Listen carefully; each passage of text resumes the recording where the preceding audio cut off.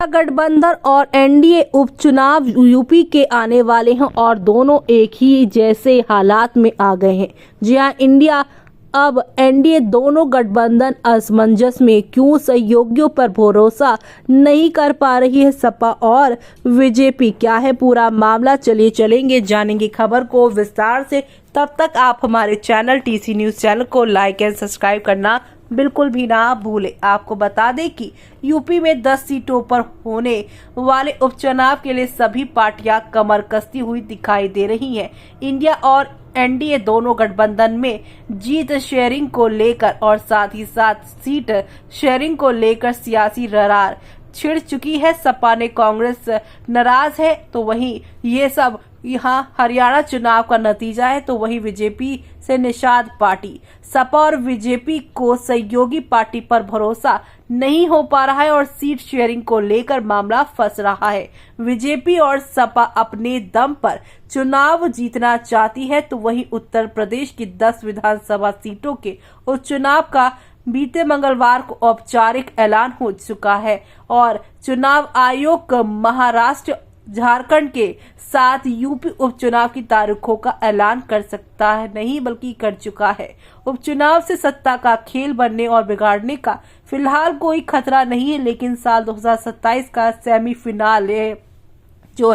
Semifinal जरूर माना जा सकता है। यही वजह है कि बीजेपी अपने सहयोगियों से ज्यादा खुद पर भरोसा कर रही है, तो सपा भी अपने दम पर ही चुनावी बाजी जीतना चाहती है। इसके चलते एनडीए हो या इंडिया, दोनों गठबंधनों में सीट शेयरिंग के फॉर्मूले पर असमंजस बना हुआ है। यूपी की 10 विधानसभा जो चुनाव की सीटें हैं, उपचुनाव वाली विधानसभा सीटों में से बीजेपी 9 सीटों पर तो खुद चुनाव लड़ना चाहती है और मीरापुर सीट अपने सहयोगी आरएलडी को देना का फैसला किया है, तो वहीं निषाद पार्टी की 2 सीटों पर चुनाव लड़ने की मांग को बीजेपी ने नजरअंदाज कर दिया है। इस तरह सपा ने 10 में से 6 सीट पर उम्मीदवारों के नाम का ऐलान कर दिया है। कांग्रेस 5 सीट उपचुनाव में मांग रही थी, लेकिन सपा अब उसे सिर्फ 1 सीट देना चाहती है। इस तरह दोनों ही गठबंधन में सीट को लेकर सियासी रार छिड़ गई है। सपा से कांग्रेस नाराज है, तो वहीं बीजेपी से निषाद पार्टी। कांग्रेस और सपा की सियासी केमिस्ट्री साल 2024 के लोकसभा चुनाव में हिट रही। यूपी की 80 में से यहां पर 84 सीटें सपा कांग्रेस गठबंधन जीतने में सफल रही, लेकिन उपचुनाव में सीट शेयरिंग को लेकर बात नहीं बन पा रही है। कांग्रेस 5 सीटें उपचुनाव में मांग रही थी, लेकिन सपा तैयार नहीं है।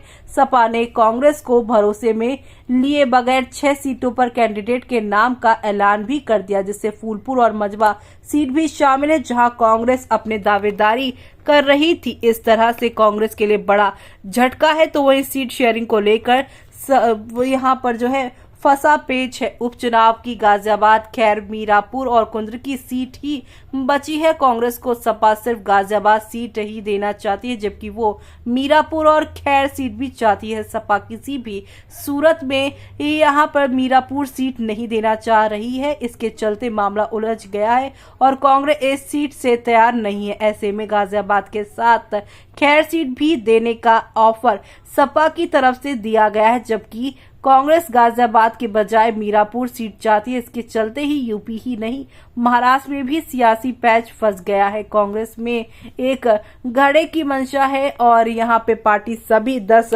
सीट पर चुनाव लड़े, जबकि पार्टी में एक दूसरा गड़ा यहाँ पर जो है चाहता है कि उपचुनाव में सपा को सभी सीटों पे वॉक ओवर दे दिया जाए। इसके पीछे की स्ट्रेटजी यही है कि सपा अगर यूपी में कांग्रेस के लिए उपचुनाव में सीटें नहीं दे रही है, तो फिर कांग्रेस महाराष्ट्र में सपा के लिए सीटें नहीं छोड़ेगी। इस तरह महाराष्ट्र से लेकर यूपी तक में सीट शेयरिंग का मामला सपा और कांग्रेस के बीच उलझा हुआ है। कांग्रेस सूबे में तैयार कर रही जमीन, तो वहीं दूसरी तरफ आपको बता दें बीजेपी से निषाद पार्टी यूपी में नाराज है। बीजेपी नेतृत्व वाले एनडीए में भी सीट शेयरिंग का फॉर्मूला तय नहीं हो सका। हालांकि बीजेपी ने तय किया है कि 10 में से 9 सीट पर खुद चुनाव लड़ेगी और 1 सीट मीरापुर आरएलडी को दे रही है। आरएलडी मीरापुर और 6 सीट मांग रही थी, लेकिन मीरापुर सीट से ही उसे संतोष करना पड़ा। निषाद पार्टी साल 2022 में बीजेपी के साथ गठबंधन में रहते हुए जिन 2 सीटों पर चुनाव लड़ी थी उसे मांग रही थी, जिसमें 1 सीट मिर्जापुर की मझवा और अंबेडकर नगर की कटहरी सीट है। मझवा सीट को निषाद पार्टी साल 2022 में जीतने में कामयाब रही और कटहरी सीट पर हार गई थी। ऐसे में अब आपका क्या कहना है इस पर हमें कमेंट बॉक्स में कमेंट करके बताना बिल्कुल भी ना भूलें आप।